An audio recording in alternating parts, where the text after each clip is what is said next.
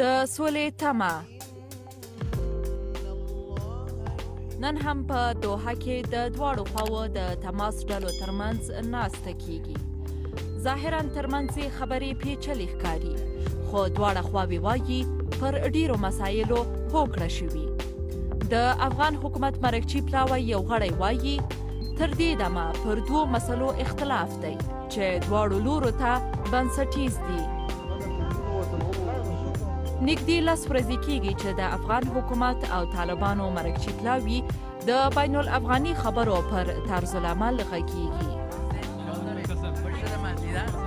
دوحه کې د سولې تودې خبرې، ورسره دلته توده جګړه.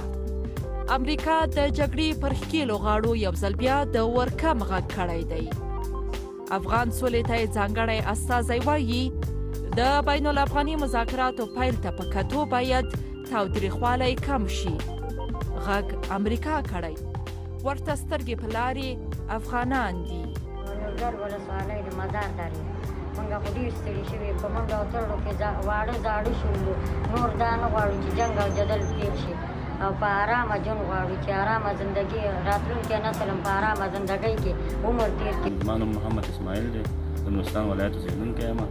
د سولې نړیوالې ورځ په احتفال دومره ویلی شم چې الله دې وکړي چې په افغانستان کې سوله راشي سرتاسري په زندګۍ کې او په دغه کې موږ کوم سوله ونیله، موږ د سولې ارمان ژوند او تږي په لغمان کې ژوند کوم. سوله په ټول نړۍ کې زنده باد وي. موږ خپل ملک هم سوله غواړو. کله چې سوله په یو ملک کې موجوده وي د کار کولو زمینه برابرېږي. په بامیان ښار کې ژوند کوم او د خدای جل جلاله نه داسې امید لرو چې په ټول افغانستان کې یو صلح دایمي سرتاسري راشي. زما نوم ربینه دی، په ننګرهار کې د درې ولسوالۍ اوسېدونکی یم. سوله غواړو، موږ سوله غواړو او موږ په دې جنګ او جګړو کې ډېر ستړي شوي یاستو. موږ جنګ ډېر ځپلی یاستو. موږ چې شوي پیدا شوي یاستو، دومره لوی شوي یاستو، موږ ارامتیا نه ده لیدلې. موږ غواړو چې ارامتیا راشي. د جګړه ځپلو خړو دیوالونو رنګارنګي راټول شوي څو په خپل هنر سره د سولې غږ اوچت کړي.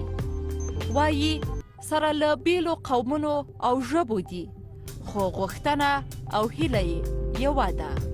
نن د سولې نړیواله ورځ او موږ دلته راغلي یو چې خپل نقاشي له لارې خلکو ته پیغام ورسوو چې سوله یعنې څه. راځي ټوپک کېږدئ، د قلم په واسطه سوله راولئ. په جګړه کې د رالوی شوو دغو ځوانانو سترګې اوس دوحې ته دي چې پر برخلیک به یې څنګه او څه وخت پرېکړه کیږي. شازیه حیا، کابل.